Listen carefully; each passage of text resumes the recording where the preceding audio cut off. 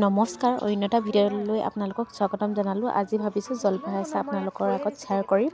একেবাৰে ঘৰত থকা বস্তু, যেনেকৈ মই লৈছোঁ ইয়াত জলকীয়া গুড়ি, ৰেড চিলি আৰু গৰম মছলা, বাৰ মছলা আৰু অলপ শুকাই থোৱা জলকীয়া, নিমখ, হালধি।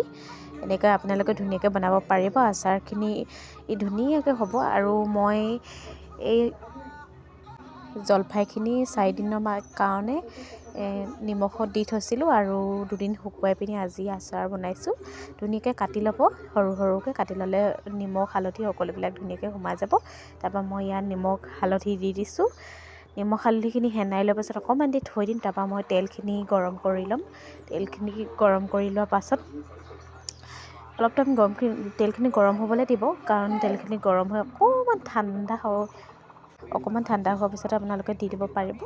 তাৰপৰা মই যিখিনি মছলা লৈছিলোঁ সেই মছলাখিনি ধুনীয়াকৈ মিলাই দিম। ইয়াত আপোনালোকে লাহে লাহে সকলোবোৰ ধুনীয়াকৈ মিলাই ল'ব। হাতেও মিলাব পাৰিব, মই ধুনীয়াকৈ হেতাই মিলাই দিছোঁ। তাৰপাছতে ধুনীয়াকৈ মিলাই লৈছোঁ আৰু মই এতিয়া বাৰ মছলাখিনি ধুনীয়াকৈ গৰম কৰি ল'ম। গৰম কৰি লৈ আপোনালোকে অকণমান খুন্দি ল'ব পাৰিব, আৰু নুখুন্দিলেও কথা নাই, মই অকণমান এনেই খুন্দি লৈছোঁ, কাৰণ একেবাৰে গোটা গোটা হৈ থাকিলেও বেয়া লাগে যেতিয়া। তাৰপৰা এতিয়া অকণমান খুন্দি লোৱাৰ পাছত মই মিলাই দিছোঁ। মিলাই লৈ পিনি ধুনীয়াকৈ সকলোবিলাক ভালকৈ মিলাই ল'ব। সকলোবিলাক ভালকৈ মিলাই ল'লেহে বস্তুটো ভাল হয়। তাৰপৰা এতিয়া মই যিখিনি গৰম কৰি থৈছিলোঁ যে মিঠাতেলখিনি, সেইখিনি ইয়াত দি দিছোঁ। মিঠাতেলখিনি দি পিনি ধুনীয়াকৈ মিহলি কৰি দিম। চব ধুনীয়াকৈ মিহলি কৰি দিম, আৰু ধুনীয়াকৈ মিহলি কৰিলে বস্তুটো ভাল হয়। তাৰপৰা মই এটা গামলাত লৈছোঁ, দেখিছেনে? গামলাত লৈ লৈছোঁ কাৰণ 2 দিনমান মই গামলাতে এনেকৈ থৈ দিম। তাৰপিছত মই বৈয়ামত বা বেলেগ ক'ৰবাত ভৰাম।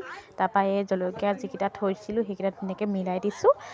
আৰু মোৰ কেমেৰা কৰি দিয়া মানুহ নাই, সেইকাৰণে বৰ ভাল হোৱা নাই ভিডিঅ'টো, হ'লেও আপোনালোকৰ আগত শ্বেয়াৰ কৰিছোঁ। আৰু ফাইনেল এনেকৈ হৈছেগৈ।